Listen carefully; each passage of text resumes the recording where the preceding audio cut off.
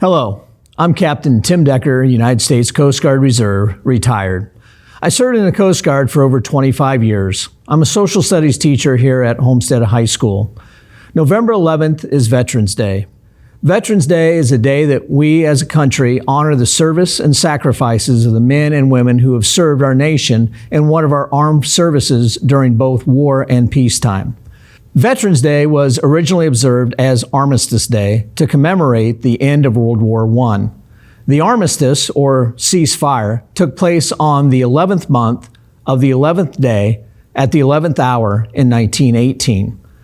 In 1954, Congress amended Armistice Day and renamed it Veterans Day, and it became a day that we honor all veterans who have served this great country. Armed Forces Day is second of 3 days that are observed throughout the year to honor our men and women in uniform. Thanks to President Harry S. Truman, it's a day to pay special tribute to the men and women of the armed forces. Armed Forces Day is a joint celebration of all 6 branches of the U.S. military: Air Force, Army, Coast Guard, Marine Corps, Navy, and the newly created Space Force.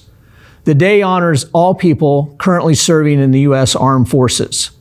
Armed Forces Day is celebrated on the 3rd Saturday in May. The 3rd day we observe for the military is Memorial Day. Memorial Day is celebrated the last Monday of May. It is a day that we honor those who have made the ultimate sacrifice to our nation and died defending our principles and values that have made us the greatest nation on earth. Many of you have relatives, neighbors, and others that you know who at one time or another have served in the United States Armed Forces. We have several teachers and staff members at Homestead who have served or currently serve our country in a reserve component of the military. Here's a list of those teachers and staff members. Each one of these individuals has made sacrifices of their time and talents to support and defend the principles of democracy. What makes a great society is the willingness of individuals such as these to become part of something bigger than themselves and to look beyond their own desires so that all of you may pursue your desires in a peaceful and stable society free of strife and conflict. Those that choose to serve don't do it for the recognition or praise, but more often see their service to the country as an honor and a privilege, as they are the guardians of our democratic values and processes. On Veterans Day, please take time to remember and honor those that have served and continue to serve, and thank them for their service to this country. The men and women of our armed forces continue to safeguard our interests both here at home and abroad, and help to ensure that our democracy will endure for generations to come. Thank you.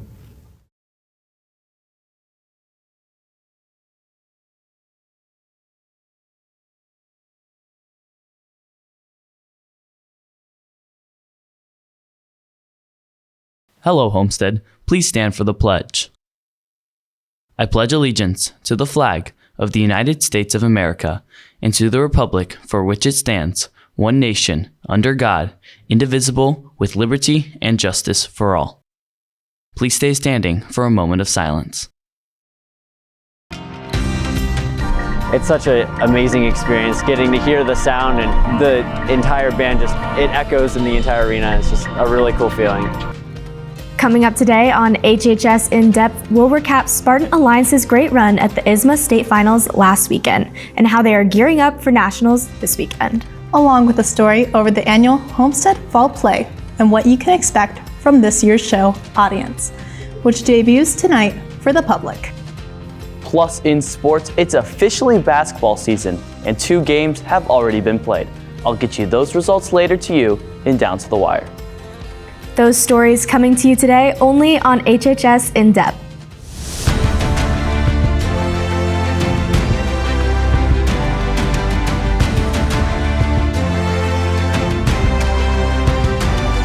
From Homestead Media, this is HHS In Depth.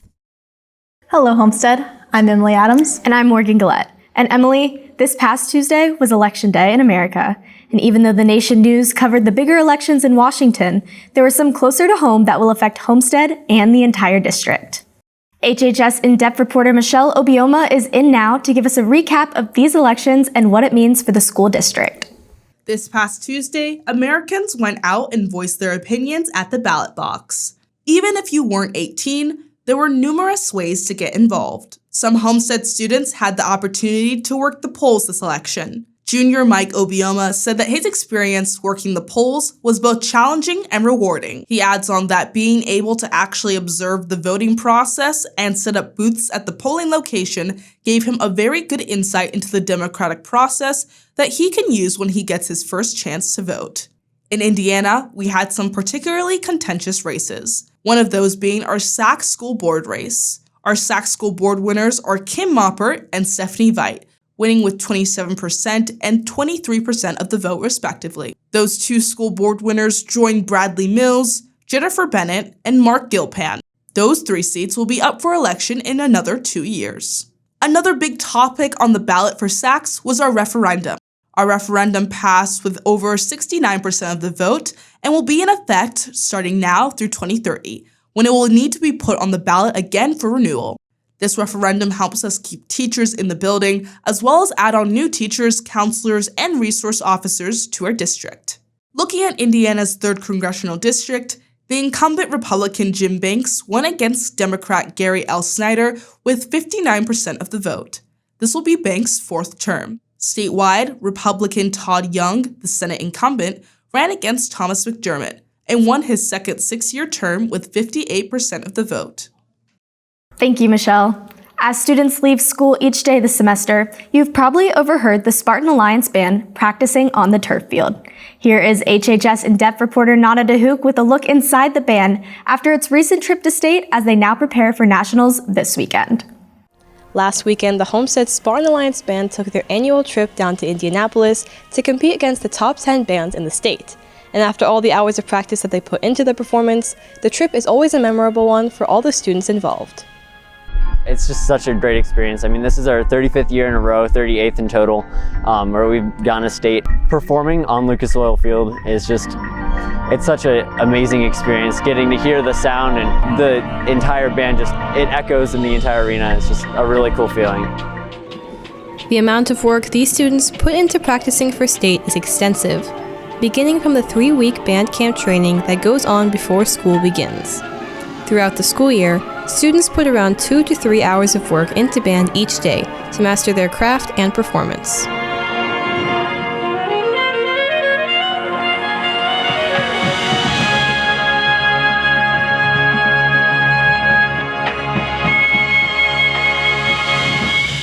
During these hours, the drum majors play an essential role in keeping the band on time. Because of the high sound levels echoing around the stadium, students may have a hard time hearing another section of the band on the opposite side of the field.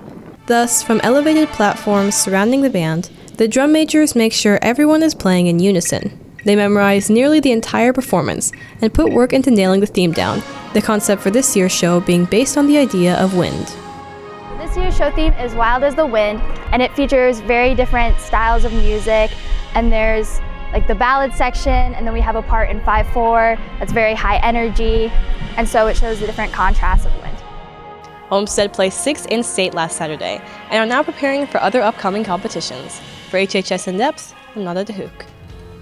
Unfortunately, yesterday's weather is giving way to some very cold conditions. How cold? Keep watching and I'll let you know later on in the show.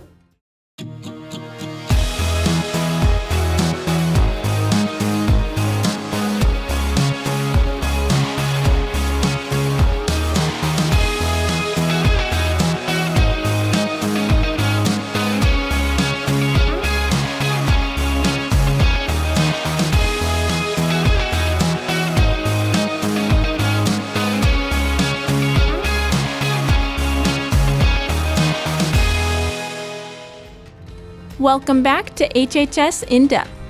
Welcome back to HHS In Depth. Well, once a weekend each year, the Homestead Theater Department puts on a show for the entire public to see. And that weekend is finally here again. HHS In Depth reporter Megan Kelly joins us now to give us a sneak peek of this year's fall play audition. Imagine, you arrive at the theater and someone is in your seat. Then come the arguments and awkward shuffling until finally you can enjoy the show. Homestead's fall play audience covers this struggle and more. Basically, we're a group of audience members watching a play, but we're all sitting on stage staring at our audience. There are many memorable moments of the show, but the cast consensus is that one line stands above the rest. Currently, the cast in general's favorite line is, "Great show, baby girl," said by our very own Joshua Moody. So my character's husband, Merrill, he looks over to me in his old manness and says, "Where's the popcorn, baby girl?" And I just look at him confused and I say, "You hush now, baby boy." I am actually really glad that I got to be a part of this play because I was going to be in the play my sophomore year, but that got canceled because of COVID. So I'm really happy that I got to be a part of this year. The play performs tonight, November 11th, and tomorrow, November 12th at 7 p.m. in the current Homestead Auditorium. Tickets are $10 and can be purchased at the door. Come see the very last production done on this Homestead stage. Audience will have 2 more performances tonight and tomorrow. You don't want to miss this amazing show. Reporting for HHS In Depth, I'm Megan Kelly. Thanks, Megan. Attention travelers to Japan. Don't forget to attend next Monday's meeting at 6 p.m. in the freshman seminar room. There will be a guest speaker from Japan. If you have any questions, please contact Mrs. B in room 208 or at the email address shown below. Are you a trivia geek? Do you thrive in a competition setting? Then Homestead's Quiz Bowl academic team is perfect for you. Quiz Bowl is a fast-paced academic competition that focuses on questions about literature, science, current events, culture, and more. A call-out meeting will be held in Mr. Dillman's room, room 200, on Wednesday, November 16th, immediately after school. Contact Mr. Dillman via his email below or stop by room 200 if you have any questions. If you're looking for a great way to spend your Thursday evening, Key Club Family Feud Night is perfect to spend time with your friends. If you're interested in a fun evening with friends, make sure to check out this event. So Key Club is hosting a Family Feud Night on November 17th from 6 to 7:30. And it's basically just the same Family Feud Night that you'd see on television where you get to form a team of 3 to 5 people. And the entry fee is $7 per person. And if you win, you get a prize of $50. And Mr. Beer, one of our Homestead teachers, is actually the host during Family Feud Night. And it's just a really fun time to hang out with your friends. While this event is a great time, Key Club President Malin Fong clarified why they created it in the first place. We're raising funds for our annual canned food drive where we collect cans, and a couple years ago we were able to collect just over 3 tons in 1 year. And so we're going to be raising funds for the annual canned food drive this year. And last year we had 6 or 7 teams, and it was a really competitive but just supportive atmosphere. And I think if you like any game shows, come have some fun. And 2, just to support a really great cause, because we will be donating these cans right around after the holidays, and it'll go to Community Harvest Food Bank. So it just goes to a very worthy place, and you should just come support. Clearly, you will not want to miss this event. If you're interested in participating on Thursday, email Ms. Crawford by the 15th at the email address shown below. Please get out to support this amazing cause. Thanks, Emily. Well, yesterday was a pleasant surprise for this late into the fall, but things certainly cooled off again today. Matthias Arizmendi joins us now to let us know if the cold will continue into the rest of the weekend. Thank you, Morgan and Emily. Unfortunately, yesterday might have been the last of these warmer temps until next spring. I know it's now 70 degrees, but try to enjoy today's high 57 because tomorrow it's going to be a drastic change. Our Saturday and Sunday is finally going to bring November temperatures, with tomorrow's high only reaching 40 and Sunday's high at 39. Don't plan on making any outdoor plans at night either, as we'll be into the 20s overnight each of those days. We'll look at colder as we head further into November. I'll be back with an update for next week's weather.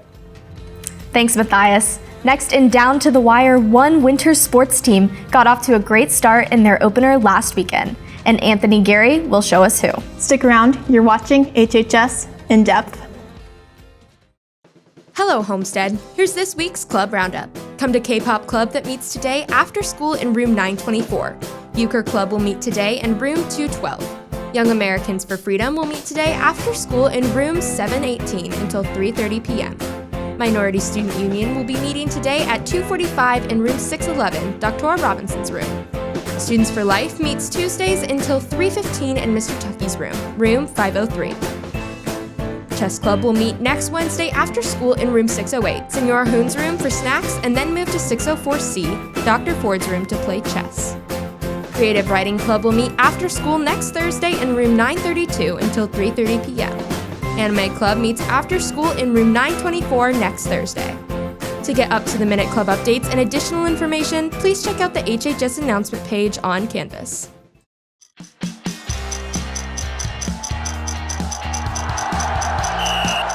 Welcome back to Down to the Wire. I'm Anthony Gary.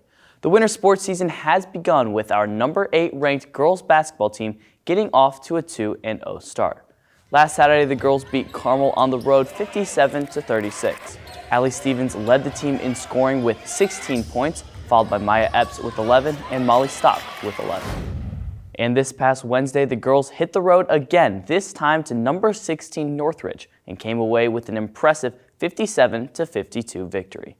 Maya Epps led the team with 17 points, while Allie Stevens chipped in with 16. And we want to congratulate senior Allie Stevens, who last night put pen to paper as she signed with the University of Nebraska-Omaha to continue her athletic and academic career at the next level. Congratulations, Allie.